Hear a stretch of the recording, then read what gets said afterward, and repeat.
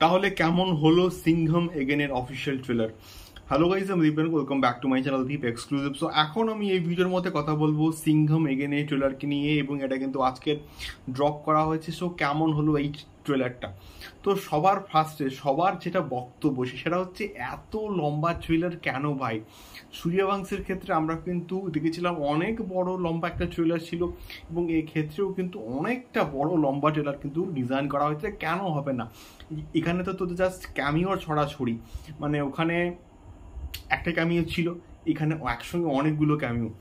তো ক্যামিওর থাকলেও যদি গল্পটা ভালো হয়, গল্পটা স্ট্রং হয়, তাহলে কিন্তু এটা ভালো রকমের কিন্তু রেসপন্স পেতে পারে, এবং ভুলভুলাইয়ার সঙ্গে যখন ক্লাস করছে তখন ভালো কিছু করতে পারে।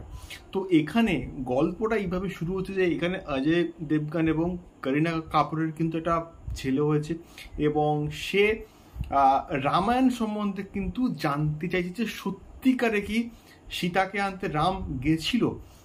তারপরে তার মা হচ্ছে কিডন্যাপ হচ্ছে, অর্থাৎ করিনা কাপুর হচ্ছে কিডন্যাপ হচ্ছে, এবং তাকে কিভাবে আনতে যাবে এবং তার পেছনে কি জার্নি আছে সেটাকে নিয়ে হয়েছে মেনলি গল্প। এবং তার সঙ্গে সঙ্গে এখানে কিন্তু জ্যাকি শ্রফও কিন্তু মোটামুটি ফিরছে, তার কারণ তার ছেলেকে কিন্তু মেরে দেওয়া হয়েছিল সিংঘম এগেন, অর্থাৎ সিংঘমের পার্ট 3-তে। তো বিষয়টা হচ্ছে এইটা। এইবারে যে বিষয়টা ভাল লেগেছে সেটা হচ্ছে রামায়ণের যে রেফারেন্স এখানে ইউজ করা হয়েছে সেটা খুবই ভালো, খুবই ভালো এখানে ইউজ করা হয়েছে। এবং প্রত্যেকটা ক্যারেক্টার এখানে টাইগার শ্রফকে যেভাবে দেখানো হয়েছে এখানে, তারপরে সিম্বাকে অর্থাৎ রণবীর সিংকে যেভাবে প্রেজেন্ট করা হয়েছে সেটা বেশ ভালো।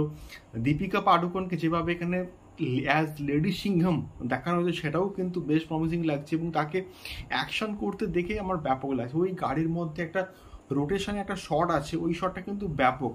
এবং তারপরে এখানে যে অক্ষয় কুমারের একটা ক্যামিও থাকছে সেটাও কিন্তু এখানে পুরোপুরি দেখিয়ে দেওয়া হয়েছে। ওই হেলিকপ্টার থেকে যখন নিচে যখন জাস্ট আসছে নামছে, সেই জায়গাটা কিন্তু ব্যাপক, দেখতে কিন্তু ব্যাপক লাগে। এবং ওখানে সিটিমার কিন্তু মোমেন্টস একটা তৈরি হবে সিনেমা হলে, এটুকু আমি গ্যারান্টি দিয়ে কিন্তু লিখে দিতে পারি। এবং তার সঙ্গে সঙ্গে এখানে অজয় দেবগন নিজের জায়গাতে কিন্তু খুব ভালো পাওয়ার প্যাক্ট কিছু কিছু কিন্তু এখানে ডায়লগস আছে, যেগুলো সিনেমাটার এসেন্সটাকে কিন্তু জাস্ট বজায় রাখছে। এবং এই ট্রেলারটার মধ্যে যে সব থেকে মন কেড়ে নিয়েছে সে হচ্ছে নান আদার দেন অর্জুন কাপুর। তাকে নিয়ে প্রচুর ট্রোলিং হয়েছে, সে এখানে কী কাজ করবে এবং তার এখানে স্ক্রিন প্রেজেন্স কীরকম হবে। বাট এই ট্রেলারটায় অর্জুন কাপুরের কিন্তু স্ক্রিন প্রেজেন্স, তার অ্যাটিটিউড, তার ও বডি ল্যাঙ্গুয়েজগুলো ব্যাপক। সে যখন ওই একটা অস্ত্র দিয়ে যখন মারছে কন্টিনিউয়াসলি, ওই জায়গাটা ব্যাপক কিন্তু লাগে।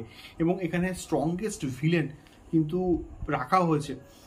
তার কারণটা হচ্ছে এতগুলো প্রোটাগনিস্ট এবং তার সঙ্গে সঙ্গে অ্যান্টাগনিস্টকে কিন্তু খুবই স্ট্রং হতে হবে। তো এটাই হচ্ছে মেন বেসিক্যালি বিষয়। ঠিক আছে, যতটা এক্সপেকটেশন ছিল তার থেকে একটুখানি হলেও বেশি এবার দেখা যাক যেন চটকে না যায়। এতগুলো ক্যামিও, আবার শুনছি যে এখানে সলমান খানও থাকবে অ্যাজ দাবাং গ্রুপে একদম পোস্ট ক্রেডিট সিনে। এতগুলো ক্যামিও, সেটাকে খুব ভালো করে হ্যান্ডেল করলে সেটা কিন্তু খুব ভালো হবে। এটাই বেসিক্যালি আমার কিন্তু বলার। দেখা যাক কি হয়। আমার ট্রেলারটা কিন্তু ডিসেন্ট লেগেছে, খুব খারাপ কিন্তু লাগেনি। দেখা যাক সিনেমাটা অ্যাকচুয়ালি কত বড় হয়, এটাই কিন্তু দেখার মতো বিষয়পত্র হবে। তোমাদের কেমন লাগলো ভুলভুলাইয়া সিংঘম 3 এর অর্থাৎ সিংঘম এগেন অফিসিয়াল ট্রেলার? অবশ্যই কমেন্ট করে শেয়ার করো। দেখা হচ্ছে পরবর্তী ভিডিওতে। টাটা।